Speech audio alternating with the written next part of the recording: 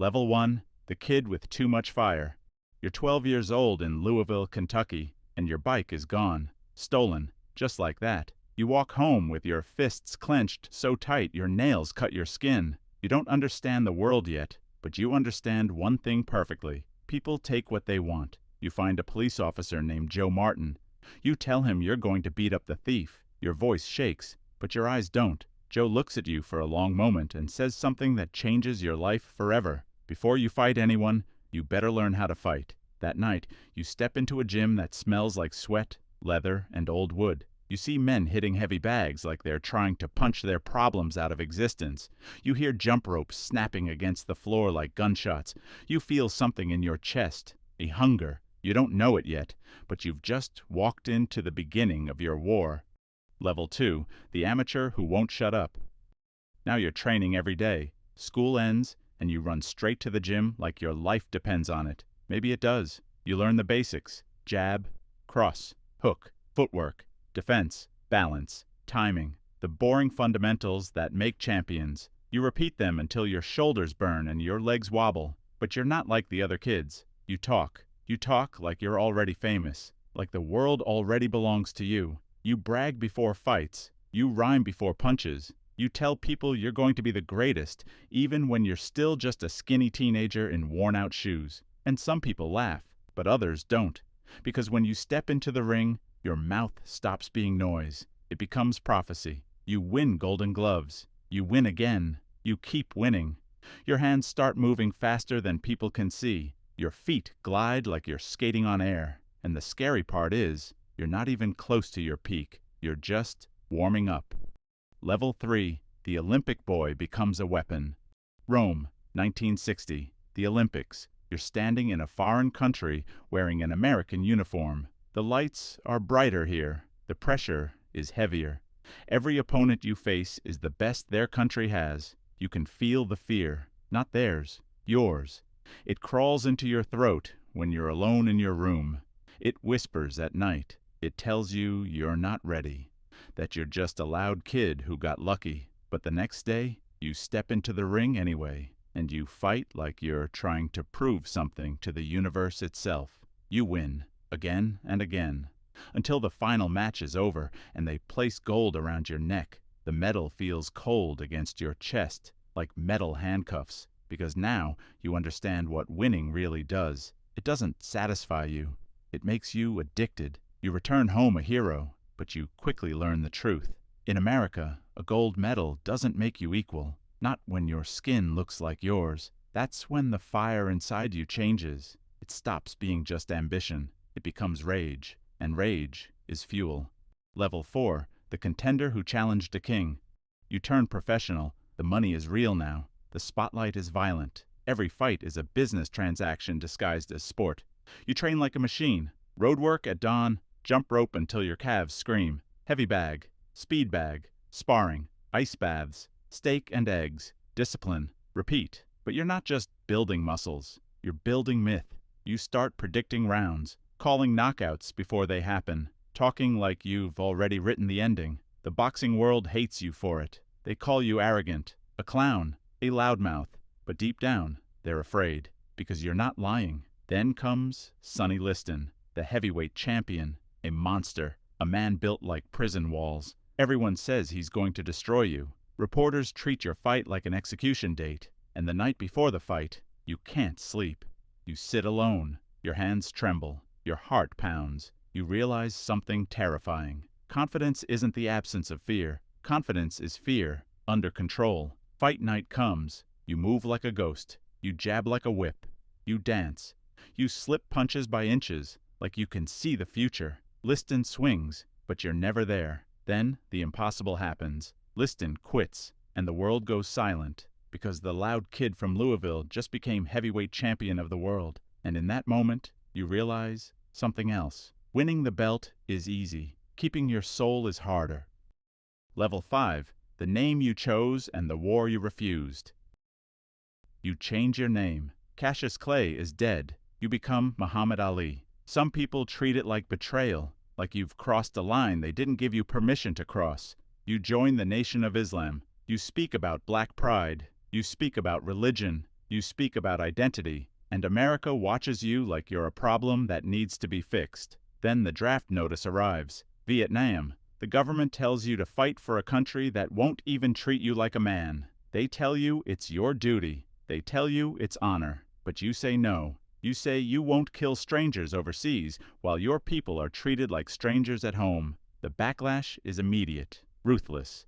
They strip your title, take your license, ban you from boxing. The newspapers call you a traitor. Politicians call you dangerous. People burn your name like it's a disease. And suddenly, you're not a champion anymore. You're just a man with no ring to run to. Years pass. You're still training, still running, still punching bags in empty gyms while the world moves on without you. Your body stays sharp, but your mind becomes a battlefield because you don't just lose money, you lose time. And time is the one opponent you can never knock out. Level 6, the comeback that cost you blood. They finally let you fight again, and you return like a storm, but you're not the same fighter. You're older, slower by inches, and inches matter when fists are flying at your head. You face Joe Frazier, a man who doesn't fear you, a man built for pain, a man who comes forward like he's trying to walk through fire. The fight becomes war. 15 rounds of punishment. Every punch feels like a hammer on your ribs. Every breath tastes like blood. You keep moving, but the ring starts feeling smaller. And then it ends. You lose. The first loss of your professional career. In the locker room afterward, you sit alone. The noise outside is distant. Your face is swollen. Your eyes barely open. Your body aches like it's been crushed.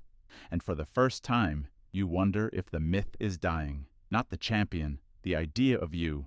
Because once the world sees you bleed, they start believing you can fall, and you know you can't afford to fall again. Level 7, the rope-a-dope and the jungle that tried to kill you. Zaire, 1974. They call it the rumble in the jungle. You're fighting George Foreman, younger, stronger, built like a bulldozer. He knocks men out like it's casual. People say you're going to get carried out of that ring. The air is thick. The crowd is electric. The political tension hangs over everything. You can feel the world watching, waiting to see if you're finished. But you have a plan, a dangerous one.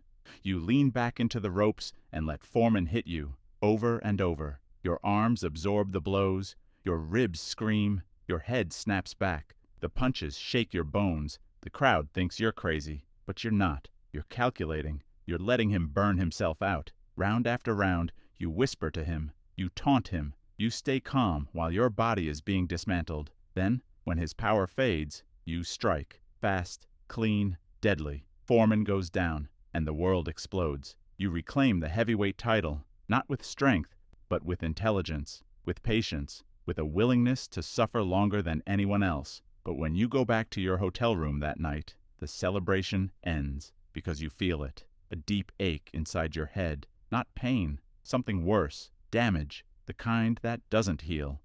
Level 8, the champion who stayed too long. Now you're defending the title. Again and again. You fight Ken Norton. You fight Frazier again. You fight anyone they put in front of you because the world demands it, and you can't stop giving the world what it wants. You train, but your body betrays you in small ways. Your reflexes slow by a fraction. Your legs feel heavier on morning runs. Your hands don't snap the same way. Sparring partners hit you more than they used to, and you start realizing the truth no fighter wants to admit. The ring doesn't care who you were. It only cares who you are today. The fights get uglier. The damage piles up.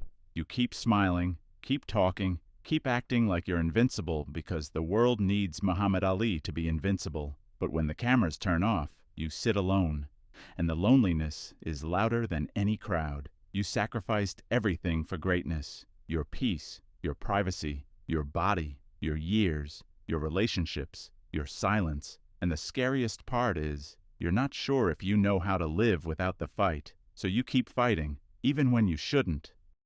Level 9, the legend who couldn't outrun time.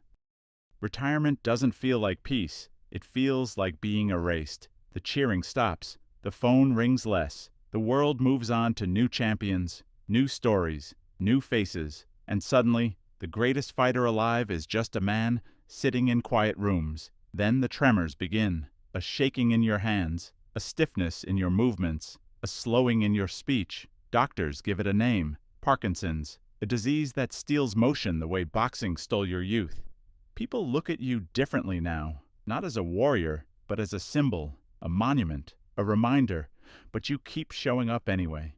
You light the Olympic torch in 1996, your hands trembling, your body fighting itself, and the world watches with tears in their eyes because they finally understand something they didn't understand when you were young. The fight never ended. It just changed opponents. And now you're fighting your own body. Years later, you sit in silence, a legend trapped inside slowing muscles. The words that once shook nations now struggle to leave your throat. But your legacy is louder than your voice ever was. Because you weren't just a boxer. You were proof that a man can stand against the world and refuse to bow. Proof that greatness isn't clean. It's painful. It's lonely. It's expensive. And one day, in a small gym somewhere, a young kid wraps cheap tape around his hands. He looks in the mirror and sees something bigger than himself. He starts shadowboxing in an empty room, throwing punches at a future he can't yet see. He's not imagining the losses. He's not imagining the pain.